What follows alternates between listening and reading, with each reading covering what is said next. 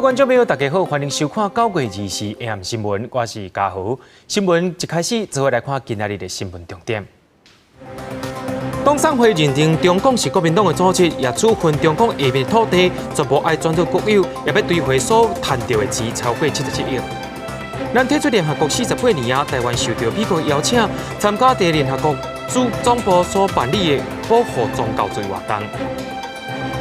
水道水的品质上歹是倒一个县市？根据统计，上歹县市是高雄市。党产会在今仔日认定中国广播公司，也就是中共是国民党的组织，处分中共名下的家己地台顶有13笪的土地，拢爱依照是国家所有，包括着中国所卖出去的地保顶29笔的土地，也甲这的钱拢会讨回来，大约超过77亿。对着这款的情形，中共的董事长赵少康也调卡顿地，强调自依之经营中共开始，国民党就唔捌参与过，党产会应该向国民党讨折掉。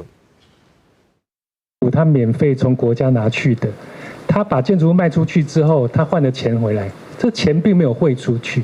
党产会主委林凤静解说，中共卖出对一产接收的仁爱路地保土地，佮将赚的钱摕去买上港和林新2栋大楼，所以赚的钱无转出去，认为拢爱对定价押回来。党产会二事认定，中共不由国民党支配人事和债务，是国民党的附属组织。不当取得的土地差不多11万平方公尺，以及地上的建物差不多700平方公尺，应该移转为国有，包括地保顶29笔已经转手的土地，是爱对定价押差不多77亿。认定为附属组织之后，中广公司有依党产条例跟本会申报财产的义务，那么相关的不当取得财产也会必须接受一定的管制，也有许可处分的问题。对党产会的动作，中共董事长赵少康真不满，强调自伊经营中共以来，国民党到大拢无参与公司的人事和债务业务，党产会应该去找国民党讨。后来说，资产就是57亿。那照理讲，这57亿国民党拿走了，那应该党产会跟国民党去追征，而不应该跟现在的中广追征。以前也讲过，我只买媒体，没有买资产部分。那资产，我们现在跟这个华夏、跟中投还有一个债权债务关系，那最多你就是这个债权债务关系嘛。若是中共是毋是予人认定是附属组织，造成中共的频道被收回？林凤静强调，中共的频道属于公共财，无伫咧党产会的处分范围内。未来频道的经营执照到期了后，才阁由国家通信传播委员会决定看是毋是要收回频道。记者综合报道。总统蔡英文伫下晡也去到高雄的寺庙参拜，受到民众热烈的欢迎。伊也宣布讲，在今年要来拼亚洲4小龙经济成长率的第1名。另外，也针对着伊朴素学位问题头摆来做说明。伊讲，发现这站台开始向政治化，才开时间甲30多年前的论文找出来，也全部对外来公布。为着靠路车行10几分钟，才入到庙内。总统蔡文到高雄庙寺拜拜，受到民众欢迎。地主时也宣布，今年台湾经济成长率要拼亚洲4小龙第1。咱的经济也还是持续在成长。今年第2季，咱4小龙第1名的，大家敢知？4小龙第1名哦。今年全年我们也会是4小龙第1名，大家讲好无？伫民众面前讲正经，毋过面对2020总统大选，朴素学位论文前期要3个月，23总统府才宣布授权国家图书馆公开论文，也第一摆说明是为了避免被政治化，才决定公布。老实讲了，我为了找这个论文也翻箱倒柜啊，把家里的仓库都找到，才找了半天才找到了哈。所以但是我们进来是发现有人开始政治化，做政治炒作，跟甚至于扭曲这整个事情了哈。所以我们就一次把这个事情说清楚。蔡英文强调，论文是几本公布，未只是几张字语。毋过，伊去庙内底拜拜时，竞选总统的对手高雄市长韩国瑜也伫同一条路上，两人离无甲1公里。蔡英文认为行程早就安排好，未去邀双方是毋是要互相拼场？记者综合报道。高雄市长韩国瑜昨夜说明伊任内头一条年度总预算，随后议员甲口说讲无变5兆亿的预算。韩国瑜也随甲应讲无讲过这项政见，不过，行政院长苏贞昌是批评韩国瑜，讲伊是死蛇讲做是活鳝鱼。韩国瑜也呛讲，只要是高雄的代志，恁拢要来甲把握。韩国瑜真欢喜，替高雄市真侪栋管理真好的大楼来颁奖。啊，毋过前一天报告人来第一份年度总预算时阵，去议员质疑伊选举进前讲要拆太平岛石油所无变预算。韩国瑜颁奖了后，特别出来说明背回。周边国家行政院同意，如果开采，千万不要忘记，这个是属于高雄的太平岛，能不能让高雄市分到一点点资源？因为我们财政非常困难。韩国瑜强调讲，当初是政见内底无白纸黑字写讲要伫太平岛采石油，啊，毋过根据选举进前讲的话，韩国瑜确实捌讲过会当开发石油。高雄市政府来做庄，直接吸国际资金，开发石油、矿产。后来韩国瑜才改喙换讲石油爱互中央来开发，这个分高雄。啊，毋过针对韩国瑜否认，现在议长苏贞昌美讲，伊根本就是死蛇讲做活鳝鱼。韩国瑜听到嘛真生气，发现讲苏贞昌才是青梅牛。我现在感觉啊，他看高雄好像变成全盲了。为什么全盲了呢？他完全就忽略先骂再说。所有高雄市的事情，只要在行政院长、苏院长的嘴巴出来，是先骂、先批判、先抹黑。韩国瑜阁表消息讲，有把握伊的产业链用5300块地当买到一个乌汉的网络口罩，希望讲选民目睭着背后金，甲真相看互明。啊，毋过为着要提悬总统选情，国民党内部继续有韩朱培声音，朱立伦阁一改强调讲，这个议题是无存在的。今天全党上下共同的一个目标就是要团结胜选，没有谈过任何个人的问题，也不存在大家谈的搭配的问题。朱立伦强调讲，毋是韩朱培才会当攸关民调，是要全国民党团结号召，更较侪支持者来支持总统甲立委候选人。记者综合报道。自从郭台铭宣布无要连署选总统了后，第三势力敢有人要来选2020年的总统呢？大家是金看，也因为亲民党有资格提名总统的参选人郭文哲甲王金平，拢想要找宋楚瑜来参详。郭文哲敢有要代表着亲民党来参选呢？伊是无将话来公破。同款有政党提名门票的时代力量，进前放消息讲要建议家己提出总统人选，引起大家关心。9月20日，时代力量决策委员会决议，无要提出人选。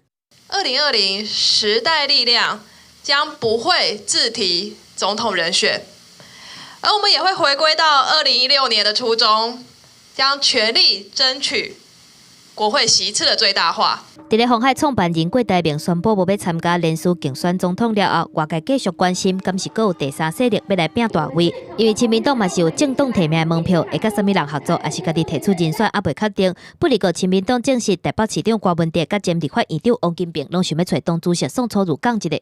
包括王金平院长也好，包括柯文哲市长也好，其实他们都有透过人想要来跟宋楚瑜主席聊一聊。那至于聊什么我不清楚，那我所了解到都还没有正式见面。因为民众党甲目标放伫咧明年国会立委的席处，不离个即马拄着无家母带家囝的困境，想要找宋楚瑜见面，敢是想要争取亲民党支持替局赢来参选，郭文哲是无讲互明。市长，你有想要拿举赢的这张门票？再说吧。你跟宋楚瑜有约了时间要见面了吗？应该有在约吧，不过他好像这一阵子出国，这个礼拜出国。郭文哲甲亲民党拢无愿意甲话打真的，保留一点仔空间。若是宋楚瑜敢是有意思要出来选，李鸿鈞敢若讲任何可能拢有，要等到10月中才会当做上下尾的确定。亲民党组织部主任张学文是讲，有共同理念的人拢会当考虑，毋过毋是敢若限伫咧官王2个人，而且佫讲有其他的人选嘛当在考虑当中。记者综合报道。美国总统川普伫美国纽约联合国总部主持着全国呼吁保护宗教自由活动，伊也发表演说。咱台湾驻纽约办事处的处长施丽文也受到美国邀请来出席。行政院甲外交部也表示讲，这是咱退出联合国了后，已经经过48年啊。头一摆有正式外交代表进入到联合国，是相当有代表性的外交突破，也代表着台湾的自由民主甲宗教自由，互世界看见。The Trump administration will dedicate an additional $25 million to protect religious freedom and religious sites and relics. 宣誓保护宗教自由，会继续为宗教迫害的受害者发声，更加呼吁各国结束宗教迫害。美国总统川普伫联合国总部发表演说，结果伫联合国提供的直播影片当中，会当看到台湾驻纽约办事处处长齐立文嘛出现，拄好和川普的查某囝白宫顾问伊凡卡做伙。台湾跟美国之间的这个关系升温，大家都看得到之外，我们台湾所崇尚的自由民主，也让世界看得到。也因为我们在有关于宗教自由上面的这些成就所以获得美国的邀请。那我想这个是值得国人高兴的一件事情。外交部长吴钊燮指出，这对台湾来讲是真好的代志。行政院长苏贞昌阁讲，这是咱国退出联合国了后头一届有台湾的正式外交代表入去联合国，而且是得到美国的邀请，变成重要的外交突破。对美国的动作是不是有扭压台湾的政治意思，学者有虽然有解读。小小的突破，但是并不是说像是参加大家该有，而且这个议题可能大陆很敏感，他们也不好参加，那我们参加就比较容易了嘛。川普这个是一个操作的议题，基本盘基督教福音教派继续挺他，所以着力比较多一些啦。是很好的一个讯息。外交工作同仁的这个努力都是默默耕耘，不需要去特别去讲说我们的官员出现在联合国哪些会议上，因为去的话也是做观察员，或者说只是一个听众。有学者认为，唔免挑工放大解读，因为现阶段台湾只是例行参与，如果是想要扭压台湾，也是想要加重对中国的施压，会当直接安排咱做报告。但是以现阶段来讲，会当有正式的官方代表入联合国，当然是值得欢喜的代志。记者综合报道。3年一摆国际民航组织 ICAO 大会9月24日在加拿大总部来举办。虽然咱犹原无受到邀请，不过咱的交通部民航局也是有带团到现场，甲大家交流。伫礼拜二透早也召开国际记者会，向国际表达台湾想要加入 ICAO 的决心。民航局副局长也强调讲，若阵欠缺台湾航空运输相关的资讯，是国际民航组织的损失。台湾代表团23深夜才去到加拿大蒙特娄，隔顿工早起就随召开国际记者会，甲世界各国表达台湾参与国际民航组织 ICAO 的决心。There are over 300 flight information regions around the world. Each flight information region is entitled to directly contact ICAO. Taipei FR, among one of them, is a separate part of the ICAO's global FIRs. 何小平强调，欠缺台北飞航情报区和台湾航空运输相关的资讯，对 ICAO 来讲是有缺漏的。外交部嘛推出底片，起一个无旁天顶的未来，呼吁国际支持台湾参与。影片的内容强调台湾有能力、贸易员为保障区域和全球航空安全做出贡献。台湾若是参与，会当让 ICAO 全球无旁天顶的目标有影落实。澳洲、德国和日本驻台机构嘛，小连续透过文字和转发外交部的宣传影片，主动表达支持台湾参与。ICAO 不应该只有任何单一的成员国所操纵哦，应该坚持 ICAO 本身的一个中立性跟一个专业性，跟这个各国旅客利益的考量，我们应该要尽速的寻求以适当的方式来接纳台湾参与 ICAO。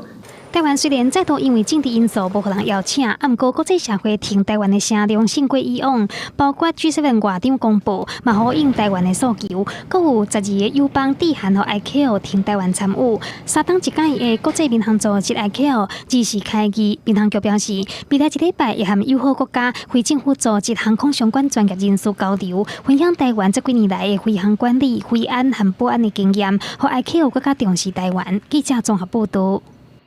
国家运输安全调查委员会在今仔日透早发表事故调查原因的报告，认为行政院的报告阁爱加强。运安会所落来也进行着事故的处理。关于着普悠玛这个事件，运安会也表示讲有收到铁路局内部人员落命的建议，认为讲敢若是超速、铁轨路走转突出去是未发生这款并且的情形。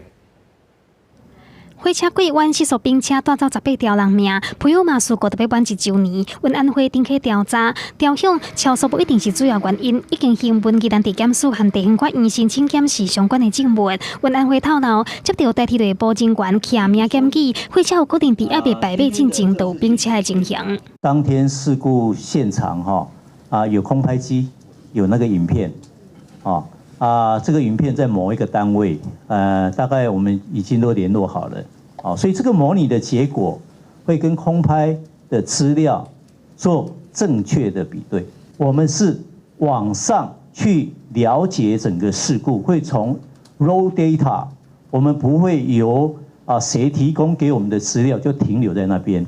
运安会指出，行政院的调查报告是以单纯超速来模拟，运安会会加入车挡仔系统、倾斜装置是毋是有作用等不同款条件来比对，以运安会过去还原分机乌阿爸的能力来还原事故车8节车厢的行车记录。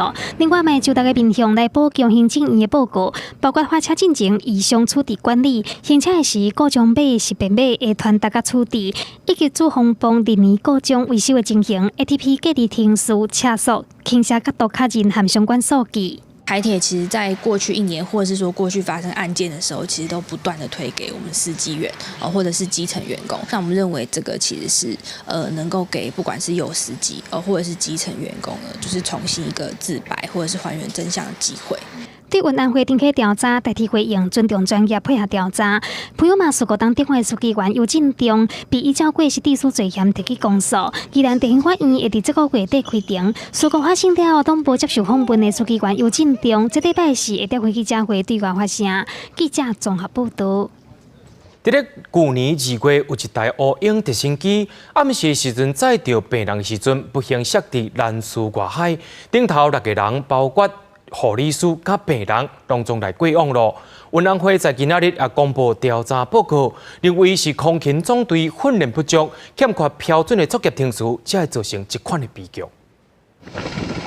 去年2月，一台乌鹰直升机执行载送病患的时阵，伫兰屿顶空撞到乱流对海，机顶包括护理师、病患、政府驾驶等6个人，2个人罹难，4个人失踪。运安会公布调查报告，主要原因是暗时航行方向不定，佮撞到乱流无正确操作，飞行组员限制空间飞向，直升机才会对海。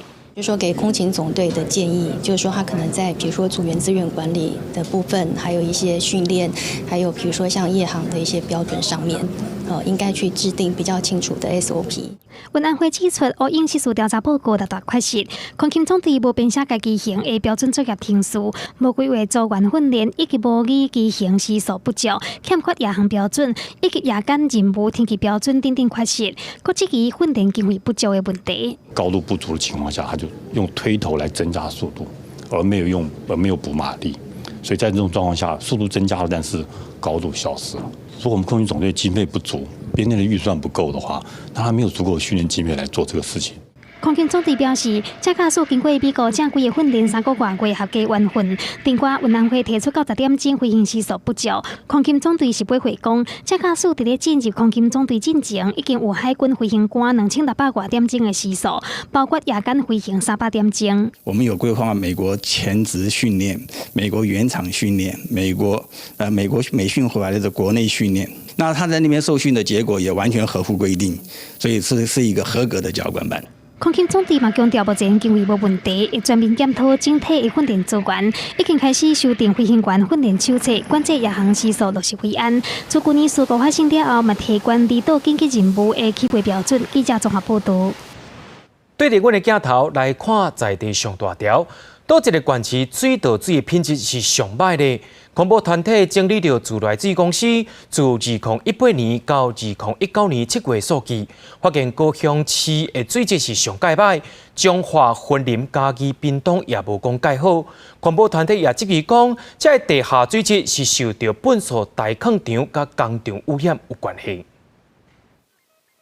啉到去北岛的自来水，倒一个县市上无法度安心啊啉。款团整理自来水公司2018年到2019年7月的数据，高雄市无处理过的原水和处理过的清水，拢是评比结果上歹的地区。亲像水质较好的台北市，平均原水的总硬度每1公升有74毫克，但是高雄市平均达到246.75到8毫克。高雄的柯淡更加是298.5毫克，旗山263毫克。考坛这边有很多那个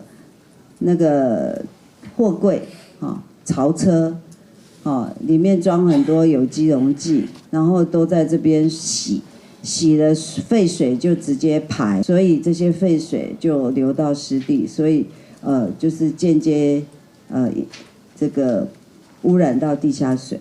款团指出，高雄市的自来水节吊车尾，彰化、云林、嘉义、屏东嘛拢无好。对彰化新港取样自来水实测导电度的数值达到921，比灌溉池外的水所规定的750更加悬。环保团体讲，导电度愈悬，代表金属离子的浓度愈悬。但是无奈的是，政府对自来水的导电度无制定标准。这么一个小小的台湾，50年了。我们永远都要做这种2等、3等，不知道第几等的国民。包括我们的前县长魏明谷，已经去当自来水公司的董事长了，他也不理不睬。目前取用的部分是符合饮用水水源水质标准。自来水公司回应，饮用水拢有下标准值。环保署是回应讲，去年有发函予地方政府，督促因爱划自来水保护区。不过款团质疑，目前也是看无成效。中南部真侪居民阁唔敢啉自来水，要求政府应该爱全面检讨管理策略。记者综合报道。在最近，肠仔病毒是小媒体，在顶礼拜门诊甲急诊就有22000人次。全台湾学校停课的也有258班级来停课。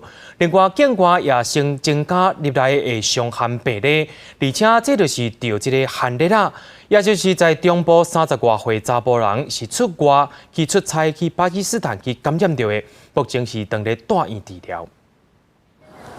过来出现历史上头一个超级伤寒，一个中部30多岁查甫人，捌去摩洛哥、巴基斯坦等等的所在出差。顶个月初8开始出现走白、发烧、气质毛等等的症头，一天捌走白19届。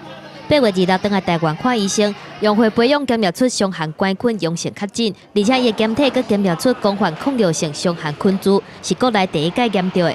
研化感染的所在是伫咧巴基斯坦，目前佮伫咧大病院隔离治疗当中。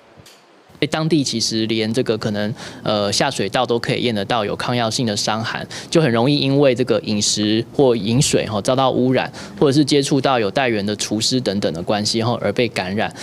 那出国爱预防伤寒，国内嘛爱设置肠仔病毒滴探，顶礼拜佮增加3例肠仔病毒同一个个案，其中南部7个月大的查甫婴仔做伙检验出肠病毒71型，还佮有克萨基病毒 A6型，而且佮变化急性无力机体麻痹。另外2个个案是敢若感染肠病毒71型。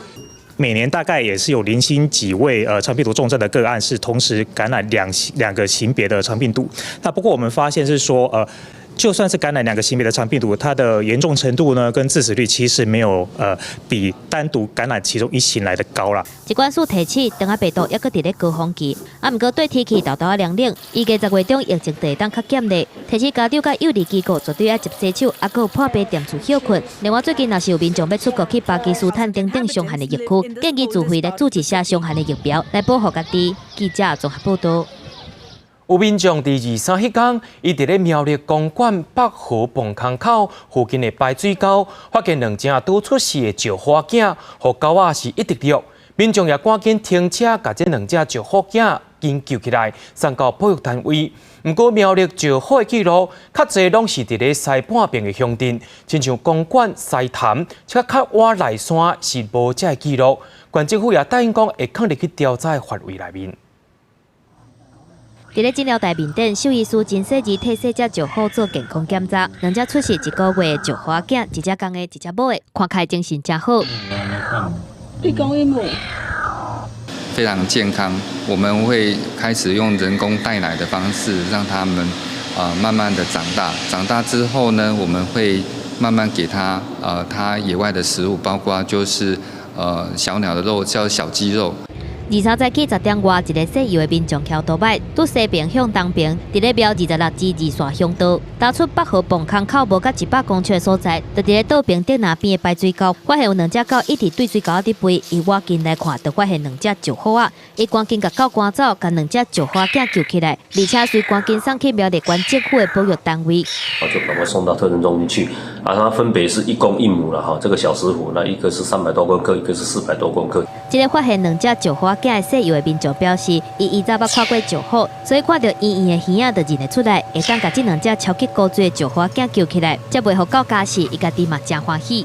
远远看的时候很像是猫啊，看到的花纹也大概也像啊，尤其是那个耳朵最明显的。家里也有养狗，也有我女儿也在养那个兔子啊。本身看到这些动物，本来就是会去爱护它。两只小只就好转送去南投特生中心野生动物急救站，检查了后发现无什么大问题，健康状况真好。未来有考虑野放训练了后，再去放倒去原本发现的所在。过去就好发现的记录，拢集中伫西边的乡镇。这嘛是苗栗县公馆乡第一届有民众捡到小只就好，县政府会立即去族群数量调查计划，来做保育就好的数据。记者综合报道。国际上要紧，咱做伙来看福真。伫咧香港反送中的期间，一直咧支持示威者的香港立法会民主派议员邝俊宇，在今日透早伫天水围的所在，和3个查甫人来攻击。伊认为讲在光头白日互攻击，根本就是臭名国际。另外，反送中示威也已经超过3个月了，到今是拢无收煞。特首林郑月娥也宣布讲，要进入社区甲各界来对话。第一场的对话，第拜四就要来开始，报名人数也超过2万人。好感激各位香港人、市民、學生嘅關心。手度有受傷的患者，也佫不時望到後頭箍啊！香港立法會民主派議員邝俊宇感謝大家關心，因為傳出24早起10點外，伊佇天水圍地區被3個查甫人圍咧拍，也有人攻擊伊後邊嘅暗棍，時間差不多1分鐘。好佳在上醫治療，下晡3點左右出院。我作為香港人嘅議員，保護香港人係我哋嘅天職。如果保護香港人係要遭到人哋襲擊嘅話，呢個係國際醜聞。民主派人士在反送中事件期間被攻擊已經唔是頭一擺，進行連電調解人嚴祖傑、共和關路遊行申請人張建平也分別在街路被攻擊。有民主黨議員懷疑這可能是烏謀犯案，強烈譴責。反送中爭議燒滾滾超過3個月，也無平息。特首林鄭月娥宣布，第一場社區對話會在禮拜4展開，會先款簽批聽大家意見。It would not be possible for a consensus to be reached after all these attentions in society that we have seen. So to me, this is one step forward to engage with the 150 members of the public who spent the 2 hours with us. 现在香港的1国2制已经变成1国1.5制，我们面对警察暴力，还有北京的压迫，我们希望香港跟台湾可以团结起来，一起对抗北京。中国10月國慶特別講話，香港反送中的抗爭一環一波接一波，9月至9香港變成青年等團體要發起退港反極權遊行。香港政治秘書長黃之鋒用影片呼籲台灣民眾站出來直挺香港。10月7日當日，民定規劃各發動遊行，要對抗政權。民定表示，儘管近期要舉辦遊行，一直被刁難。部分香港人也已經將無反對通知書看作是廢紙，議員交出申請書，爭取遊行機會。記者綜合報道。今年聯合國大會頭一場的高峰會，也就是氣候行動峰會，第23開始啊。有60多位國家的領導人甲金融人員企業的執行長，針對着氣候變遷發表意見。另外，瑞典青年 Thunberg 在開幕演說當中，也批評各國的頭人對氣候的變遷是不要無緊。How dare you! You have stolen my dreams and my childhood with your empty words. People are suffering. People are dying. Entire ecosystems are collapsing. We are in the beginning of a mass extinction, and all you can talk about is money and fairy tales of eternal economic growth. 瑞典16月對抗氣候變遷的勇士格瑞塔·桑伯格，在氣候行動高峰會的開幕演說，正式將激動的來批評各國領袖記載暖化效應發揮，而且強調高峰會內底領袖提出來計劃，根本就袂當來應付地球暖化的速度。To have a 67% chance of staying below a 1.5 degrees of global temperature rise, the best odds given by the IPCC, the world had 420 gigatons of CO2 left to emit back on January 1st, 2018. Today, that figure is already down to less than 350 gigatons. How dare you pretend that this can be solved with just business as usual and some technical solutions? 联合国秘书长古特雷斯是这届高峰会发起人兼主持人，嘛搁一届强调讲气候变迁的要紧，还有停止石化产业的必要性，而且带来减碳行动计划60外个国家领袖甲金融能源企业的执行长，嘛小连续伫高峰会面顶来发言。德国总理梅克尔宣布，甲关注加开发国家对抗气候变迁的联合国基金，从20亿欧元增加到40亿欧元。马绍尔群岛总统海尼表示，会伫咧国会推萨，甲计划宽大来做气候危机地区的法案。除了安尼以外，马绍尔阁会甲纽西兰、瑞典、挪威、丹麦等等其他的国家共同组一个高目标集团，要拍拼伫咧2050年达成碳中和，也就是净排碳的量是零的目标。气候行动高峰会开幕，各国代表入场进前。桑伯格伫入口的所在，拄好拄着硬是无要承认气候变迁的美国总统川普。媒体翕到伊两支手插咧派请签甲川普印的画面。落尾川普推文表示，桑伯格看起来是一个真快乐的查某囡仔，望着光明甲美好的未来。而且伫文章的上后尾，阁有放桑伯格演说的影片。记者综合报道。阿富汗伫即礼拜要来举行总统大选，不过局势算是无讲介稳定。阿富汗的安全部队伫22也针对着塔利班的据点进行空袭，想要到煞扫着民众的婚礼，尚无造成40个民众无缘故来互弹死。阿富汗的政府也表示讲，塔利班一直咧放调，被迫害即届的总统选举，也因为安尼，大家是真烦恼。上届烦恼就是投票的安全甲公平性。婚礼的会场放甲密密麻麻，这位失去亲人的囡仔哭甲真伤心，眼神真惊吓，看到互人鼻头酸。22暗，阿富汗特种部队伫咧美军的支援之下，针对塔利班伫南部赫尔曼德省的据点进行空袭。这场婚宴都挖进攻击的目标，全受到影响，至少40个平民互人崩死。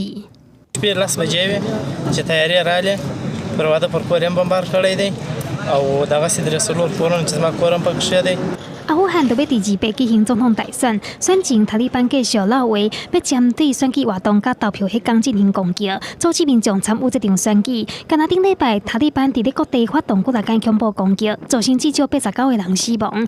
美军利用无人机顶礼拜伫咧东部的省针对伊斯兰国 ISIS 据点的空袭，嘛造成至少35位平民死亡。当咧竞选连任的总统甘尼则公开要求必须要减少平民的死伤，话则拄讲煞，如果传出婚礼百会的惨剧，就连阿富汗选委会嘛承认讲，选举的安全问题确实是选务上大的威胁。برای ما بزرگترین نگرانی و چالش ما فعلا هم موضوع امنیتی هست. تهدیدات امنیتی یک چالش بزرگ ما هست. اما حال کدام نگرانی در رابطه با برگزاری انتخابات نداریم و ما خط قرمز یا سرخ هست 6 میزان. 另外，因为2014年的总统大选做票的机会满天飞，最后伫咧无明显候选人胜出的情形之下，才由美国介入调停，由甘尼出任总统。迄当阵落选的政府执行长阿卜杜拉，这届又搁出来选，选举的公平公开，嘛是这届阿富汗大选外界真关注的另外一个焦点。但是选前这礼拜，塔利班一定会加重攻击的力，不过民众敢若当夹伫咧恐怖组织、政府军和美军当中，祈祷会当平安活落去。记者综合报道。法国一间药厂施维亚所出品的减肥药啊，美地妥，伫咧1997年向亚讲会害心脏甲肺部发生病变，真侪国家拢甲列做是禁药。不过伫咧法国煞未10天，到2009年才落市，致使2000多人来过往。这个案件调查10年外，总算要开始审理啊，而且原告有2600多人。减肥禁药美地妥案开审头一天，巴黎的法院机关媒体以及900名律师甲原告，有人坐轮椅来，受害者讲，食美地妥造成的心脏瓣膜和肺衰竭的问题，已经毁掉家己的人生。De manière la sensation, de toboggan, des activités du foot, tout ça, je peux plus le faire. Je peux pas le faire. Alors ça m'a pourri, et ça va me pourrir la vie jusqu'à la fin, malheureusement. Now I live part-time. I can do something in the morning, but nothing in the afternoon. 法国药厂施维亚1976年上市的美地妥是一种安慰他病的炎症药物，主本用来治疗第2型的糖尿病，后来互人当作抑制胃口的减肥药行销。但是，在1990年代中期，就被发现其中的苯氟雷斯成分有可能造成心脏瓣膜的问题和气衰竭。美国、意大利、西班牙拢禁用袂当卖，但是在法国本国煞无受影响，加卖10档，到2009年才禁用。总共在法国市场33档的期间，医师对500万法国人开过美地妥，药商迄超过10亿欧元。但是至少500个人服用美地妥了后，因为心脏病死亡，几大千人出现心肌后遗症，需要1世人食药治疗。专家估计，相关的死亡总数超过2000人。The pharmaceutical company deliberately lied and concealed Mediator's dangerous properties. 法国检方调查几大档，认定施维亚自顶世纪70年代开始就调降隐瞒对美地妥不利的医学研究，起诉施维亚药厂和旗下9个子公司，罪名包括过失杀人、严重诈欺。法国国家药品安全管理局是因为疏忽也是官商勾结，无良早禁用，也被控告过失杀人和过失伤害等罪名。总共有23个个人和机构被告，起诉书有677页。药厂的创办者施维亚已经伫咧5当前以92岁高龄过身，无法度面对司法审判。施维亚现任总裁卢豪表示，希望审判予药厂有公平辩驳的机会，坚持公司无讲白在暗砍。这场世纪审判总共有2684名原告，两组代表的律师有376个人，证人有100个人。预料这个诉讼过程会达到7个月。记者综合报道。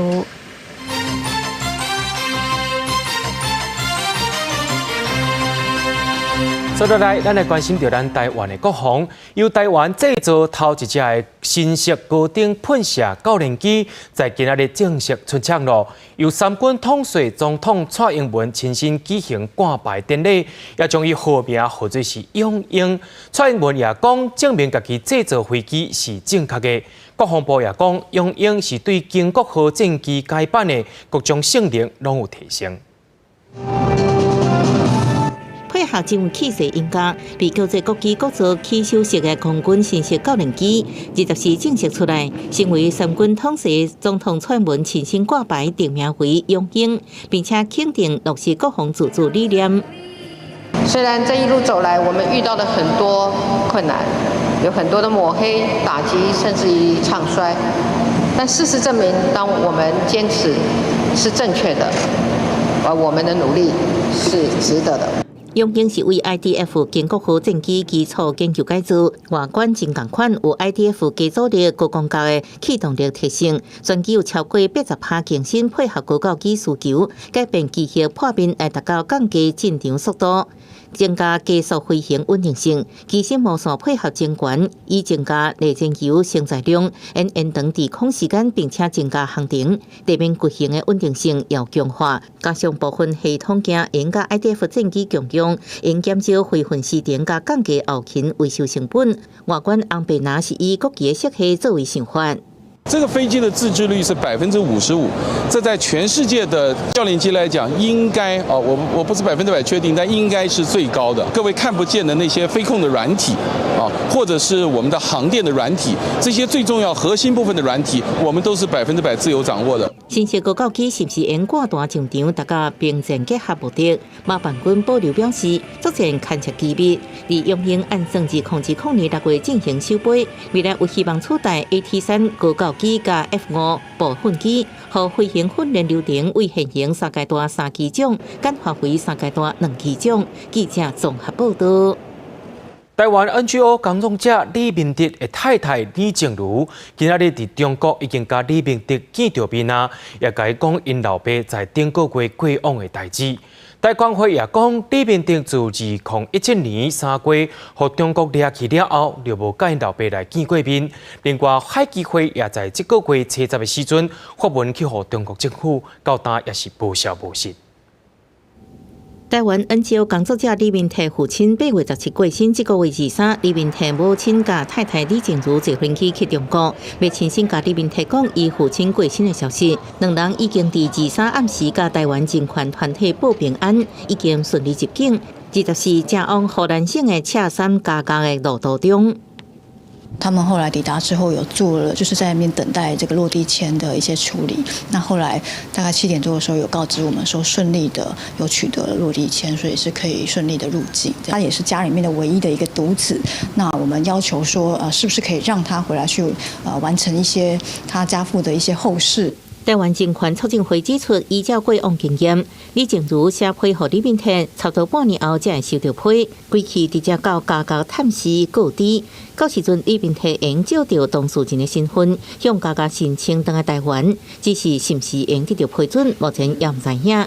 海基会伫9月7日已经发出公文向中国政府提出请求，不过并无收到任何回复。陆委会是呼吁中国人道考虑，予李炳泰回来台湾一抓。派海基会协助他去嘛，那我们也呼吁，那么能够让这个李明哲能够回家一趟嘛，看看他过世的父亲嘛。李炳泰是孤囝，台湾回港为2017年3月19日入境澳门毕业，关到即马，拢无过见过伊的爸爸。予李炳泰回来台湾，送伊的爸爸出山，只是一个上卑微的请求，希望中国会当答应。记者综合报道。环保署为着要淘汰离行程的奥多拜，有提供补助金加奖励金。不过在今年年底特别来告期咯，为着要加速换掉的速度，减少空气污染，环保署明年要换申请的补助，特别针对着1期到4期的旧奥多拜，或者是7期的奥多拜，或者是电动车，就当得到补助，而且各台相关的补助有5000块。要减少空气污染，环保署补助民众换离行电机车，照保费到500块的补助，期限到今年底为止。目前已经换掉83万换台离行电机车，还有70万台还未换。按照明年开始，环保署会改用太旧换新的补助方式，希望扩大老车换新，达成空污减量目标。因为7期的车也会上来，我们就包括电动，或者是购买新的7期的车，我们都一律来做补助。环保署表示，明年开始会进行太旧换新补助措施，包括排放标准1到4级机车，也就是13年以上的老车，则换下7级标准的机车或者是电动车，拢有补助。轻型机车每一台补助3000块，重型机车每一台补助5000块，估计有800万的车主受惠。车子的环保性能其实表现会差异很大，然后到底这样的补贴转换之后，真的能够改善多少比例的这个空气品质？那我们也是打一个问号啦。环保署强调，下阶段的补助计划，109年度所需经费差不多4.75亿，110年度差不多4.59亿，2年投入经费10亿。对来向减少老车产生空气污染，未当带动相关的产业发展。按算10月底，对当有个实施细节。记者综合报道。国中的教育会考，因过拢是由6都的高中职来轮流主办，为着要让试务更加稳定，自明年开始，试题开发是由台师大的新测中心来开发，负责19个考区的试务。请揭牌。专职国中教育会考的全国试务会2时正式揭牌，6都高中职轮流办，今日起历史由研发试题台师大新测中心全面来承办。让它是能够稳定的、长久的发展下去，而且可以累积很多经验，同时培养了全国性的事务人才哦。研发试题处理事务，新测中心增加10个人员编制，马上连续向承办过的高中来请教。假使讲明年5月16、17、21班的考生来考试的会考出现跳电等等的状况，应该当处理好。目前来讲，其实都是在监考的过程当中，如果发生一些突发状况，要如何应变的问题，所以我们其实就也花了蛮多时间在这个部分。那另外就是在围场印卷的时候，有时候如果印卷的过程当中，机器的一些状况，那我们其实都会想办法先去有一些备案来做因应。针对考生甲家长更较关心的试题，新测中心强调讲，即摆国2、国3学生嘛是佮根据旧课纲来命题，有基本题、有生活情境的素养题，毋过未有1年以来实数题。它其实就是依照他们过去的所学的概念去准备，它国2、国3是完全没有改变的。但是新一届的我们会期望他说，在学习过程当中再多思考，同样的概念我怎么把它用在生活当中。若是应变新课纲3年以后的会考试题，特别是参考题本来记例，用囡仔坐安全椅来入地，靠惯性定律甲其他的关联，其实就要强化应用题目甲生活的连接，希望学生会当加思考，而且会避免造成老师甲学生会相操烦，题型嘛是同款的以单选为主，算分数的方式嘛无改变。记者综合报道。第54届电视金钟奖颁奖典礼伫10月初5要来举行咯。公共电视《咱甲恶的距离》，你的囡仔毋是你的囡仔，拢有入围14项的大奖。剧组的成员也真请影，也真欢喜。外界也问讲，《咱甲恶的距离》敢会出第2季？制作人林玉玲也讲，目前正在拍拼。欢迎我们与恶的距离14项大赢家。剧组大动作出席金钟一位地会，大剧《咱和恶的距离》今年真请赢一位第54届金钟奖，总共有14项名单，会当讲是上赢的。其中演员温升豪双料一位，要竞争男主角和男配角，只不过必须爱和同剧的演员竞争。没有感觉到有厮杀的气氛。这确实，我们很多记者一直说你希望得奖吗？我说我得奖，他们得奖，都是我们大家得奖，这不是客套话。我哥是杀了很多人，但我跟我家人连活下去的权利都没有吗？那我儿子呢？咱和恶的距离透过社会案件探讨加害者家属、被害者家属的心境变化等议题，引起热烈讨论。嘛，互观众真期待，是毋是有可能发展第2季？做第2季应该是整个团队的愿望，对，然后我们也会努力的往这个方向努力吧，试试看。另外，咧讲亲子关系的，你的囡仔毋是你的囡仔，同款入围14项。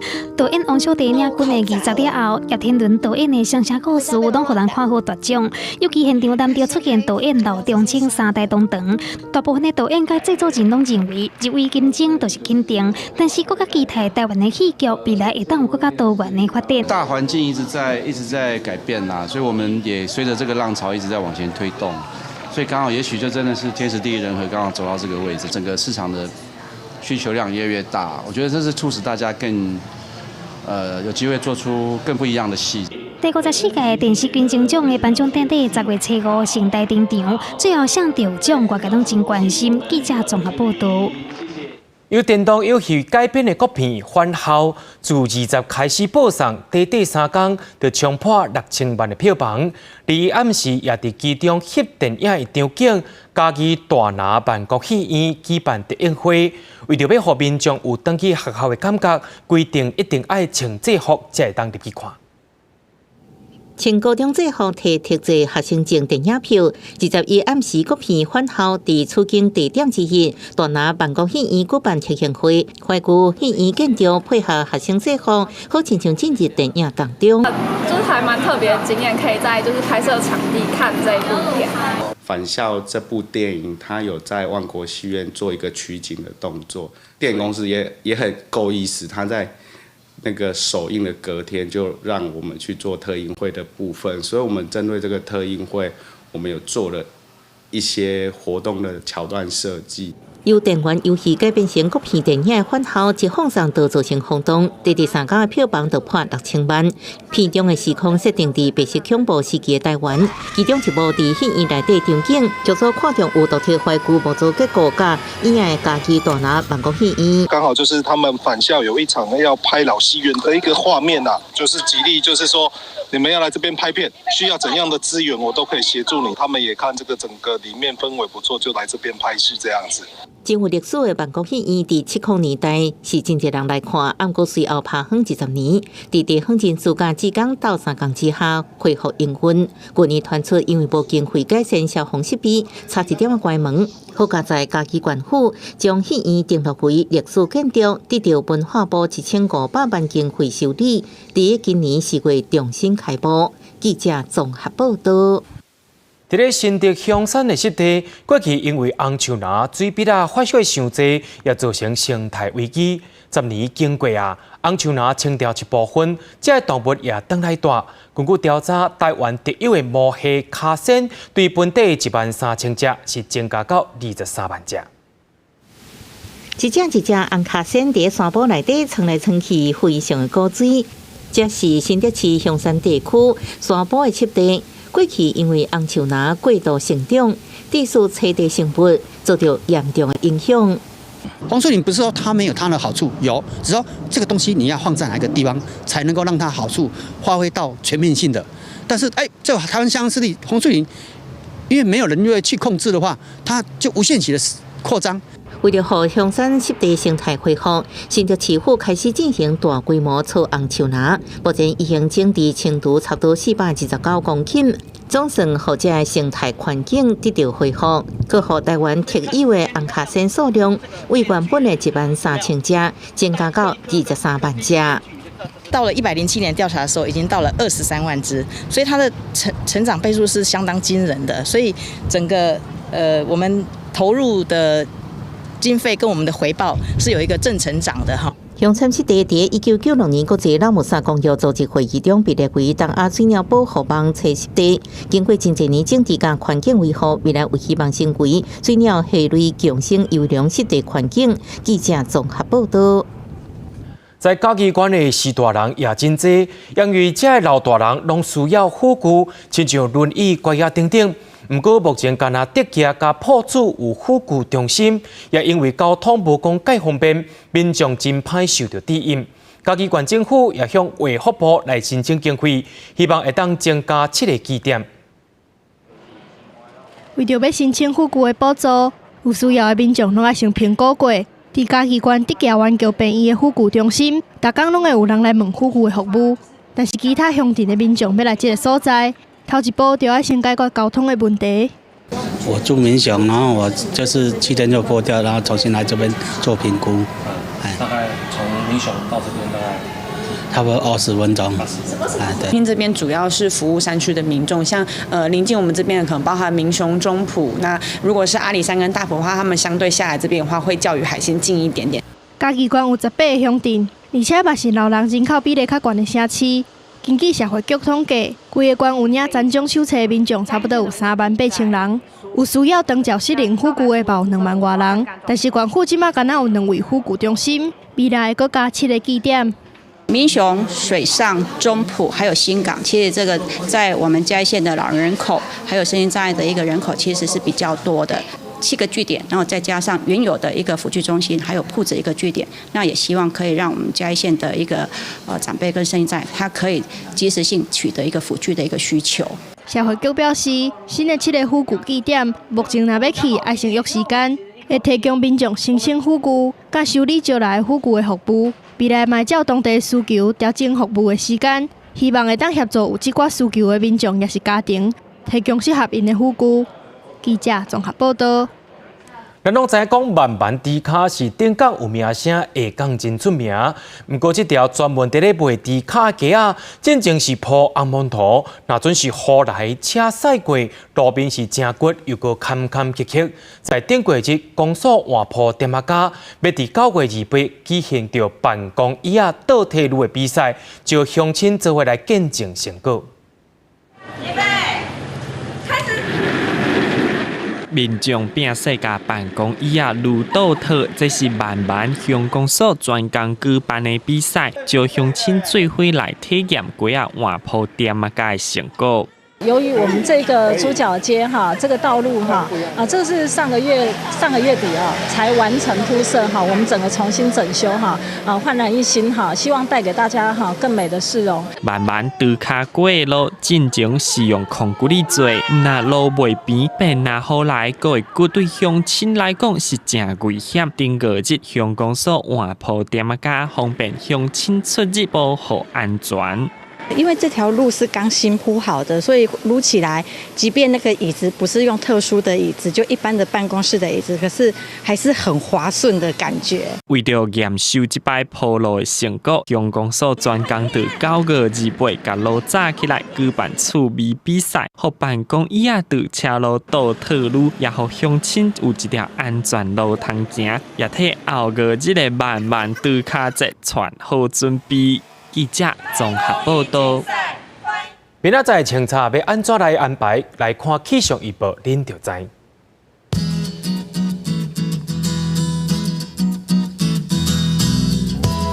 北部地区为21度到28度，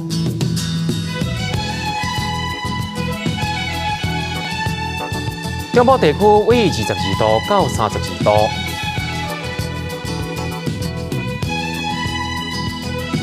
东北地区为24度到32度。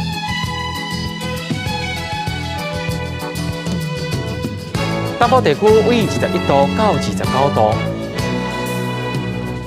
再来看外岛地区，为24度到31度。一个未来3天的气象。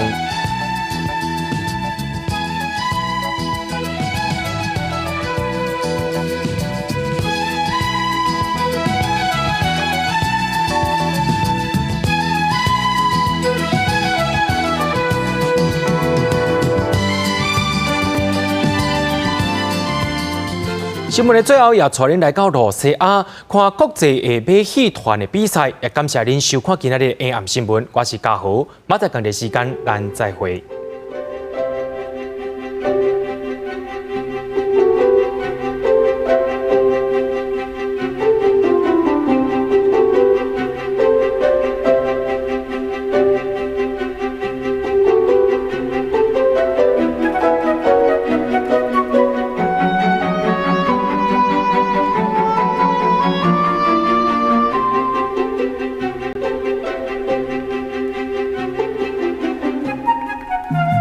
Thank you.